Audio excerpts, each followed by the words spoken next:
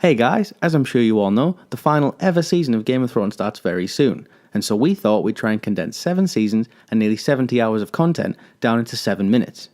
We tried 7 seconds, but it didn't really make any sense. And so, here is the Opinion Arcade's Game of Thrones 7 seasons in 7 minutes.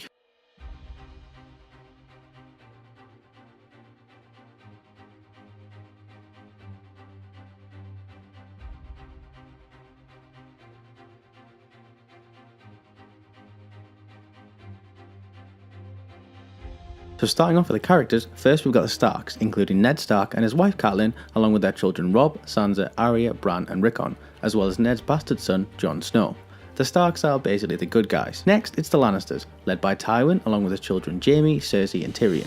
If the Starks are the good guys, then the Lannisters, excluding Tyrion, are the bad guys. Alongside these two, we have the Baratheons, King Robert and his brothers Stannis and Renly.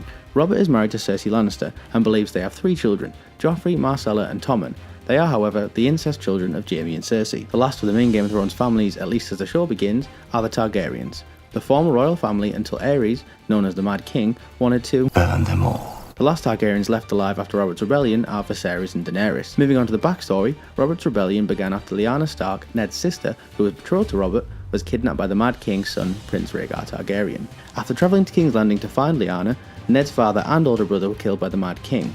Robert and Ned then led a rebellion, which culminated in Jaime Lannister betraying his oath as a Kingsguard and murdering the king. As the show begins, Ned reluctantly heads south with his daughters to become the new Hand of the King. The king shits and the hand wipes. I mean, who wouldn't want to take that job? Jon Snow also leaves Winterfell to join the Night's Watch, a noble line of warriors who protect Westeros if you exclude the fact that they are mostly rapists, thieves and murderers. Whilst in King's Landing, Ned discovers the truth about Cersei's children, and after Robert's death, which happens thanks to some scheming by Cersei, Ned attempts a coup, stating that Robert's brother Stannis has a more legitimate claim to the throne than any of Cersei and Jaime's children. Ned is quickly arrested, and shortly afterwards, Ned's death begins the War of the Five Kings. The first is Joffrey Baratheon, who isn't actually a Baratheon. The next is Robb Stark, King in the North, who mainly just wants revenge for his dad's murder. Then it's Stannis, who actually has the most legitimate claim after Robert. Renly, who just decides he can do a better job than anyone else, and lastly Balon Greyjoy, who decides to sneak attack the north while Robb and his soldiers are away. As the war goes on, Jaime Lannister is captured, Robb promises to marry someone but instead marries someone else, Joffrey becomes even more of a and Stannis has a demon baby that kills his brother. Unfortunately for Robb, he and his troops need to cross a bridge guarded by Walder Frey, the guy he betrayed by marrying Talisa rather than one of Walder's daughters. Walder proves he can hold a grudge like no one else, and with help from Roose Bolton and Tywin Lannister, kills literally all of the Stark soldiers, along with Robb, his pregnant wife Talisa, and mother Catelyn.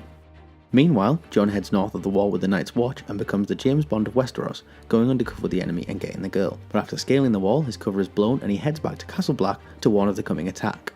Over in Essos, Viserys sells Daenerys to Khal Drogo, in exchange for an army to conquer Westeros. Drogo and Daenerys quickly fall in love, and he kills Viserys, deciding to take Westeros for Daenerys instead. This is Game of Thrones, however, and Drogo dies shortly afterwards. Daenerys then hatches 3 dragons and decides to liberate a number of slave cities, starting a long chain of events that prolongs her return to Westeros for as many seasons as possible. Joffrey marries the power-hungry Margaery Tyrell, but thankfully, after years worth of being TV's most hated character, dies during the wedding reception, but not before blaming his uncle Tyrion. Peter Baelish, aka Littlefinger, smuggles Sansa Stark, who is now married to Tyrion, out of the capital, further implicating Tyrion in the king's murder. Tyrion's trial for Joffrey's murder is essentially fixed, but Oberyn Martell agrees to fight for him in a trial by combat, which doesn't exactly go according to plan. Jaime frees Tyrion before his execution, but he takes a slight detour during his escape and kills his father in about as dignified exit as Tywin deserves. Daenerys conquers the slave cities of Meereen, Yunkai and Qarth, but shortly afterwards ends up losing control over Yunkai and Qarth, no thanks to Darionis.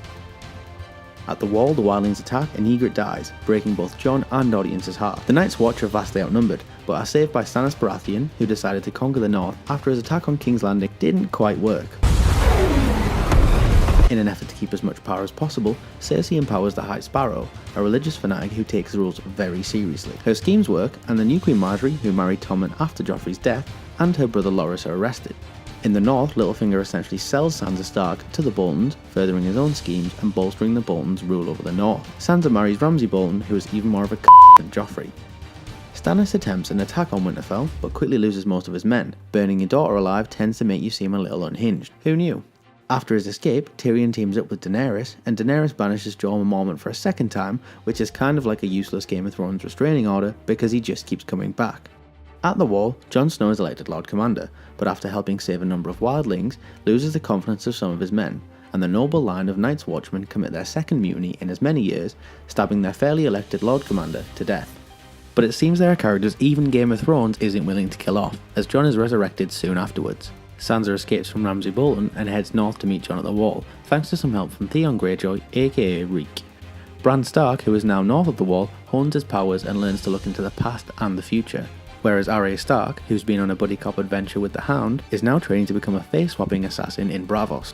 Daenerys is kidnapped by a Dothraki horde, but uses her fireproofness to burn their leaders, and in so doing gains the loyalty of all other Dothraki, proving yet again that in the world of Game of Thrones, killing the higher-ups is always a good idea. Daenerys then finally heads to Westeros, with a number of ships taken from some slavers, as well as help from the Greyjoys. The show clearly realised it had been far too long since it had killed a Stark, and Rickon Stark dies at the Battle of the Bastards, which puts Jon Snow against Ramsay Bolton over Winterfell. Ramsay almost wins, but Sansa and Littlefinger arrive with the Knights of the Vale and save the day. Jon is then named King in the North. Meanwhile, Cersei's plan with the Sparrows backfires, as her own long list of crimes gets her arrested. She is eventually allowed out on parole, as long as she pays the customary price that we're all very familiar with, walking through the entire city naked. In response, Cersei blows up the Sparrows and Marjorie Tyrell, and is made queen shortly afterwards, with Tommen killing himself following the explosion. Daenerys arrives in Westeros, and Jon goes to meet her after he learns of her stash of dragonglass, which he needs to fight the White Walkers, who, despite me not mentioning them until now, are very important. They're essentially ice zombies that can reanimate dead bodies and can only be killed by fire, although some are definitely fireproof, Valyrian steel, and dragonglass. Jon and Daenerys share some longing stares, which are almost ruined by the fact that we now know Jon isn't actually Ned's bastard, but is the secret child of Rhaegar Targaryen and Lyanna Stark, making him Daenerys' nephew. Jon convinces Daenerys that the real threat is the White Walkers, and he heads north of the Wall to capture one so he can convince Cersei as well. It kind of works, excluding Daenerys losing one of her dragons and it becoming a White Walker, but Cersei goes back on her word and decides not to send help as she had promised. Clearly inspired by meeting Jaime and Cersei, Jon and Daenerys give incest a try, but in their defense they don't actually know they're related, and most importantly they're the good guys, so we can let it slide, right? The White Walkers then break through the Wall, and we learn that Lyanna Stark and Rhaegar Targaryen had gotten married in secret, making Jon Snow Aegon Targaryen, not a bastard and in fact the true-born heir to the Iron Throne. Right, so obviously we missed out lots of important events and characters there, but that is the general gist of the story so far. We hope you guys enjoyed the video, and be sure to check out the links in the description below to our other Game of Thrones content. Hopefully not all of our favourite characters die by the end of Season 8, but let's be honest, they probably will.